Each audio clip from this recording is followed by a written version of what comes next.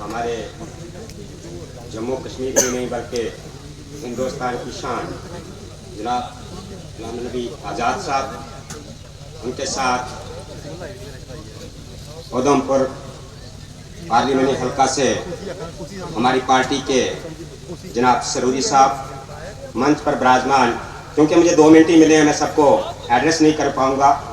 जो भी मंच पर विराजमान हैं, साथी हैं जनाब एक्स डिप्टी स्पीकर गुलाम हैदर मलिक साहब, बिंदु जी, दूसरे सभी साथियों को मेरा नमस्कार, आदाब। तो आज़ाद साहब के बारे में मुझे लगता है कि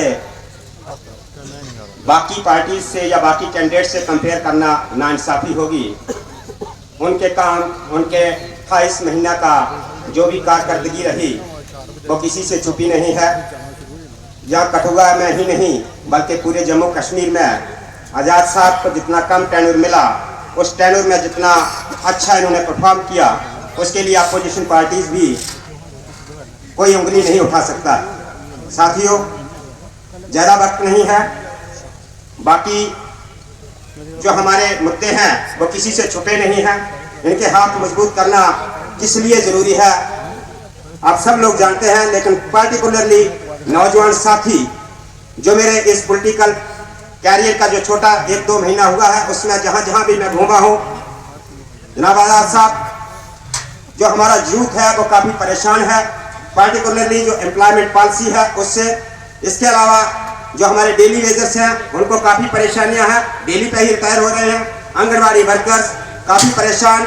इसके अलावा हमारे BDCs, रोड की कंडीशन जो जहाँ जहाँ भी रोड बन रहे हैं उससे जो आम किसान है उनकी ज़मीनें बह रही हैं, क्वालिटी ऑफ वर्क जो है वो मेंटेन नहीं हो रहा है। इसके अलावा जो मेन चीज़ है, मेन इशू है, जो हमारे एजुकेशन सेक्टर है, जो हेल्थ सेक्टर है, वो टोटली कोलैप्स हो चुका है। किसी भी स्कूल में आप जाइए, खासकर पहाड़ी इलाकों में, कहीं भी स्टाफ पूरा नहीं है। और अगर हमारे बच्चे पढ़ेंगे नहीं, जो पढ़े लिखे हैं उनको जॉब नहीं दी जा रही है। 2-2, 4-4 साल के बाद कुछ लिमिटेड पोस्टें निकाली जाती हैं, वो भी जो डिस्ट्रिक्ट कैडर की हैं उनको भी ड्यूटी कैडर का कर करके, और लिमिटेड पोस्टें बहुत कम, ऊंट के मुंह में जीरा के बराबर। और फिर हमारा यूथ नालायक हो गया इस वजह से कि गवर्नमेंट की पॉलिसी जो है वो बिल्कुल खराब है। मैं गुजारिश करूंगा सभी साथियों से कि आज़ाद साहब का हाथ मजबूत करें, तभी ये पॉसिबल हो सकता है। क्योंकि यूथ की आवाज़ जितनी मेरे तक पहुंची है, और जो हमारा एम्प्लॉयड लोग हैं जो बुरी तरह से क्रश हो रहे हैं, या उनके बच्चे जिनके स्कूल में हैं जिनको बिल्कुल तबाह किया जा रहा है, सबकी एक ही वॉइस है कि आज़ाद साहब के बिना ये पॉसिबल नहीं है। और इनके हाथ मजबूत करने के लिए ये आपकी पहली सीढ़ी है। इस पहली सीढ़ी पे आकर के आपको बाल्टी पे मोहर लगा के जनाब आज़ाद साहब का हाथ मजबूत करना है। धन्यवाद। जय हिंद। अब मैं हमारे उधमपुर से आए हुए हमारे प्रीति खजूरिया जी